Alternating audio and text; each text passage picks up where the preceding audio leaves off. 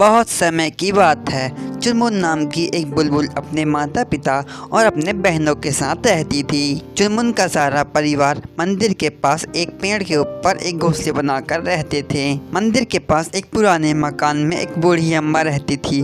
उन्हें अपना कहने के लिए कोई नहीं था। उस अम्मा को पक्षियों से बहुत लगाव था। वह चुनमुन और उसके सभी माता पिता के लिए खाने का इंतजाम किया करती थी। इस वजह से चुनमुन और उसके माता पिता को खाने पीने की कोई कमी नहीं होती थी और प्यारी चुनमुन अपनी सुरीली आवाज से उस बूढ़ी माँ का मनोरंजन करती थी। प्यारी चुनमुन का परिवार हंसी खुशी अपनी जिंदगी बिता ही रहा था। फिर उन्हें खबर मिली कि जो बूढ़ी अम्मा उनके खाने पीने का प्रबंध करती थी वह गंभीर रूप से अस्वस्थ हो गयी और उनकी मृत्यु हो गई। चुनमुन और उसका पूरा परिवार बूढ़ी अम्मा के खाने पर ही निर्भर था और उनके खाने पीने के लिए कुछ भी नहीं था। मायूस चुनमुन अपने पिताजी से कहती है, पिताजी, जो हमें दाना पानी देती थी वो अब इस दुनिया में नहीं रही। अब हम क्या खाएंगे? हमारा गुजारा कैसे होगा पिताजी? अरे मेरी गुड़िया, तू चिंता मत कर। मैं आसपास जाकर देखता हूँ। खाने के लिए कुछ ना कुछ तो मिल ही जाएगा। उसके पिताजी उसे दिलासा देकर खाने की तलाश में निकल गए। बहुत मुश्किलों के बाद चुनमुन के पिता ने अनाज का दाना इकट्ठा किया और अपने घोंसले में ले आए। पिता को घोंसले में आता देख चुनमुन और उसका पूरा परिवार बहुत खुशी हो गया। अरे पिताजी, आप आ गए। मैं कब से आपकी राह देख रही थी। हम सबको बहुत भूख लग रही थी। अच्छा हुआ आप आ गए। मैंने बहुत कोशिश की, लेकिन अनाज के कुछ दाने ही मेरे हाथ लगे।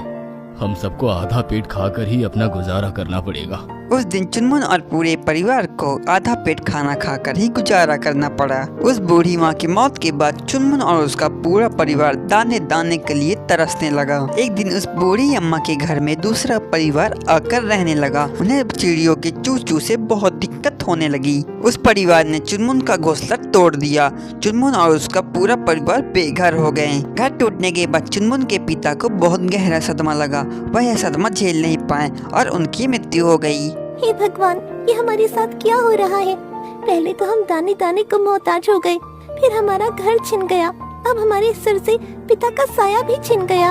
चुनमुन को उदास देख उसकी माँ उसे दिलासा देती है, तुम मायूस ना हो मेरी गुड़िया।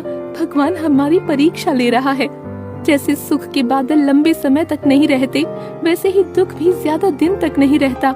चुनमुन और उसका परिवार नए घर की तलाश में दर दर भटकने लगे। काफी दूर उड़ने के बाद चुनमुन को एक जंगल दिखा। वह अपने पूरे परिवार के साथ जंगल की ओर जाने लगी। चुनमुन ने उस जंगल में एक विशाल पेड़ देखा। उस विशाल पेड़ में चुनमुन और उसका पूरा परिवार रहने लगा। आसपास के पक्षियों को चुनमुन का उस पेड़ में रहना पसंद नहीं आया। उन पक्षियों ने उसके पूरे परिवार को परेशान कर रखा था और फिर चुनमुन ने उन पक्षियों से निवेदन किया, आप सभी पक्षी मुझे मेरे परिवार को परेशान क्यों कर रहे हो? बहुत मुसीबतों के बाद हमें ये घर मिला। हम यहाँ हंसी खुशी रहना चाहते हैं। आप सभी से गुजारिश है, आप सभी पक्षी मुझे और मेरे परिवार को परेशान करना बंद कर दीजिए। ऐसा कैसे कोई भी ऐरा गहरा पक्षी हमारे जंगल में आकर रहने लगेगा? तुम और तुम्हारा परिवार जल्द से जल्द ये जंगल खाली कर दो, नहीं तो इसका अंजाम बुरा होगा। आप सबसे विनती है, आप मुझे और मेरे परिवार को इस जंगल में रहने की अनुमति दो। मैं आप सभी का मनोरंजन करूंगी। बहुत ही सुरीला गाती हूँ मैं।